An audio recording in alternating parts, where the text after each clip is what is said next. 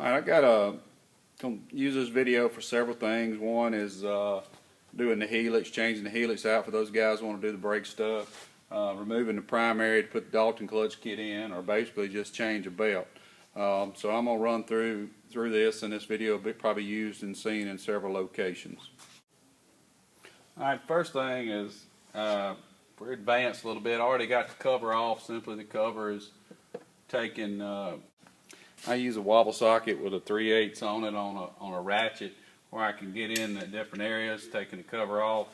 And also this part right here is basically just removing the belt. I've lost the Polaris tool that come with it. I'm having to use some wrench, but then I've kind of already got it started for the sake of video. But basically you take your tool and you pry it in here and spreading the secondary part, and you can pick the belt up over the top and then slide it off.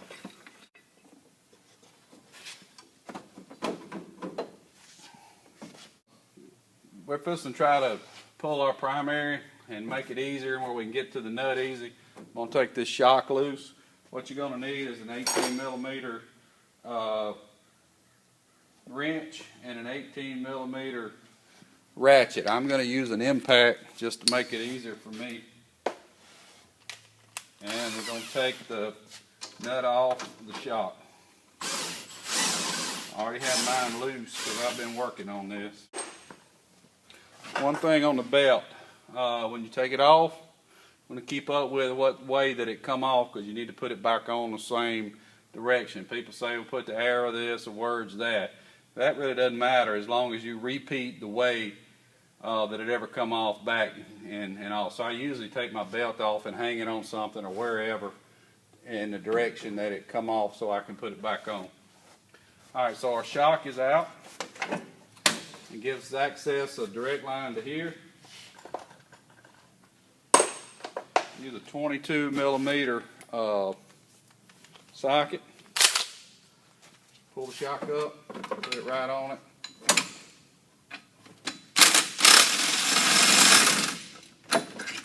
Alright, now got your bolt out, and you take your clutch puller. This one's not on there tight because I've been playing on mine, but you get the gist. You screw it back in. Clutch puller screws into the clutch itself. It's got some threaded threads in it, and what it basically does is it bottoms out on the crankshaft and pushes it away. Now I'm using a 27mm socket on the puller. There may be a standard equivalent, I'm not sure, but this one worked for me. And it's right-hand threads. Alright, and then I turn reverse. Now my puller comes out. Primary comes off in a hand. Now, I'm also going to show you real simple how to get the secondary off. I'm going to use a 15mm, and mine's already loose, but so I'm using 15mm. Take the bolt out, set it aside, and simply slide it off. Alright, I'm going to show, I'm white-faced. I'm going to show you guys how to put this back on. I look like a ghost. How you put this belt and all back on, and the primary and the cover. So take our belt back the way it came off. I'm going to put it on my secondary. And I'm going to take my primary, hook it around the belt, put it up on the shaft. Take the bolt, run in, get it started. And like I say on everything, is you need to check with the manufacturer's torque on this and use a torque wrench and torque it. Different year models are different.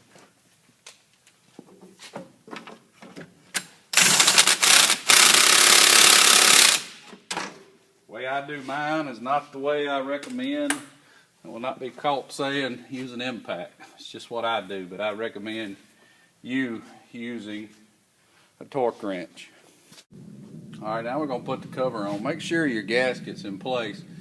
either Polaris left mine out, or when the dealer replaced my primary under warranty, when it locked up, they wouldn't let me fix it. They lost the gasket.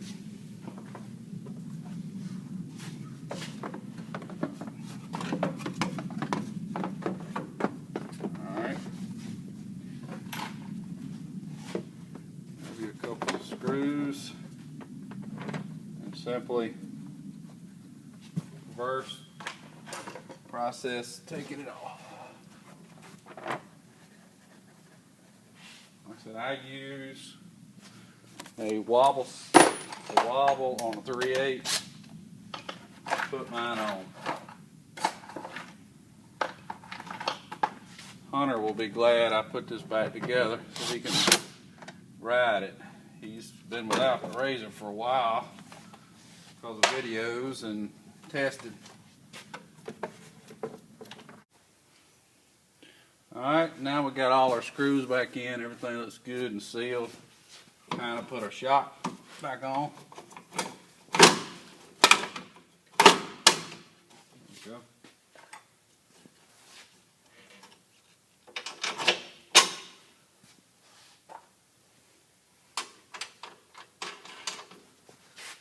That is an 18 millimeter.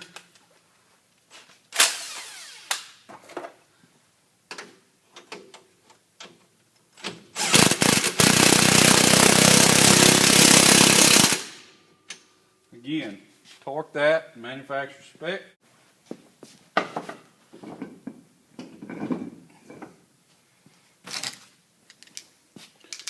Alright, we're going to put our tire back on.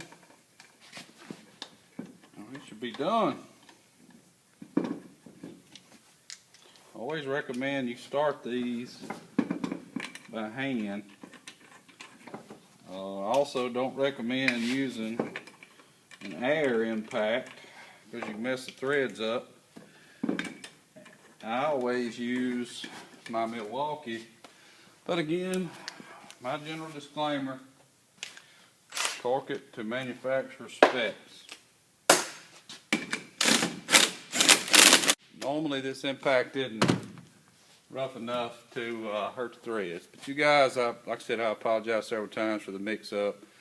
Videos from one day to the next do one thing, but if you ever have any questions on any of it, feel free to give me a call, and hopefully these videos are just help you along the way of doing some of these projects. So, Todd at Hunter Works, 601-771-0070.